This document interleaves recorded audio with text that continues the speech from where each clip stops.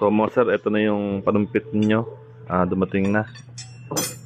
Yan. So sobrang haba ng pila kaya ngayon lang. Bale, hindi ko na ito maalala yung iba kong yung list ko kasi hindi ko na siya makita. So sa mga may-ari nito, MT series na brass. Yan. So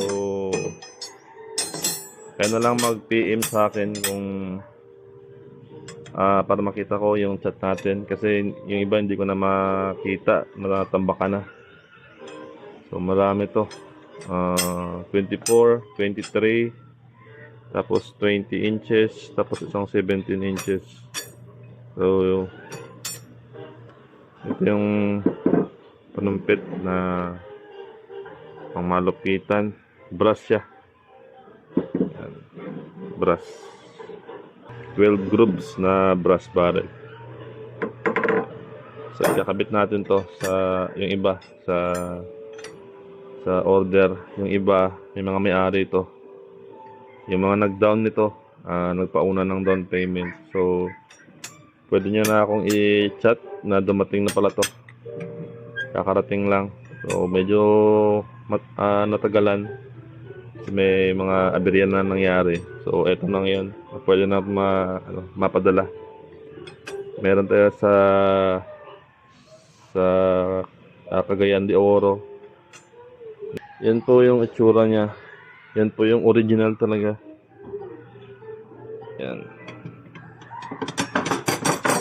Original na DBB MT series. Ito yung kanyang crowning. Ayan.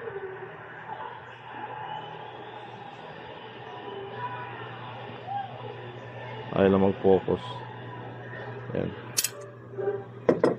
So marami na nagbebenta dito pero hindi ito yung exactly ganito talaga. Ito yung original na MT. Tinetesting ko rin to. Ang maganda lang dito kasi sa maker talagang pag hindi maganda tumama, yung talagang wild na wild talaga. Naayos na lahat yung unit mo, yung gusto na velocity nito, tapos yung pellet na gamit mo. Pag hindi talaga maganda siya ang tumama, wag lang gagalawin yung ano niya, yung chamber niya, tsaka yung crowning niya dito sa dulo. Papalitan niya ng maker.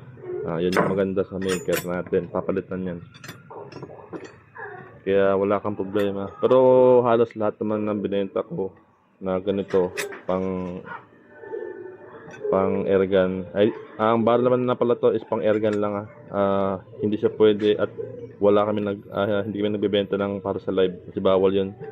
So ito pang airgun lang talaga. Brass ang gamit namin na na barrel na materials.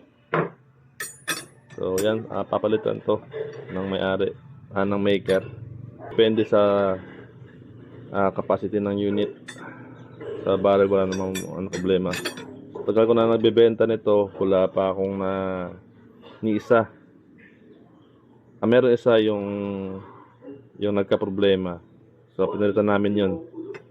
So isang beses lang yun.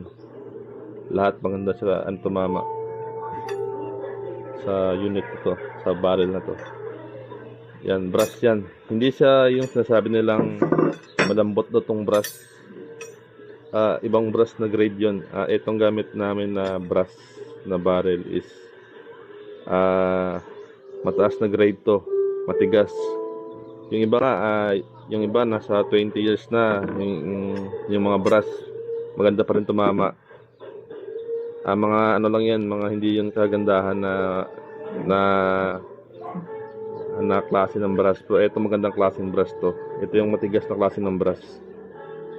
Kaya hindi siya basta-basta napupudpud yung kanyang groove sa loob. So walang ganun. Yung kasing paniniwala ng iba na napupudpud daw sa loob. So, hindi yan totoo.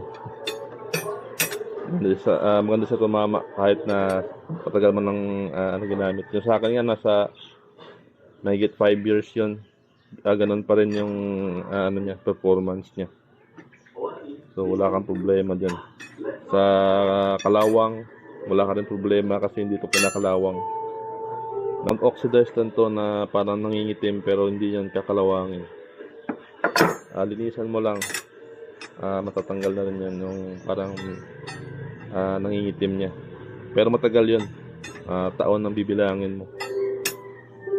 So yan, sa mga sa mga may-ari pala nito, mag-chat na lang kayo sa page na nasa screen ninyo para mapadala ko to. Tapos sa mga gusto pang order or magpagawa nito, made to order kasi to. Kaya yun, kailangan nyo talaga pumila bago to makakuha. So yun lang.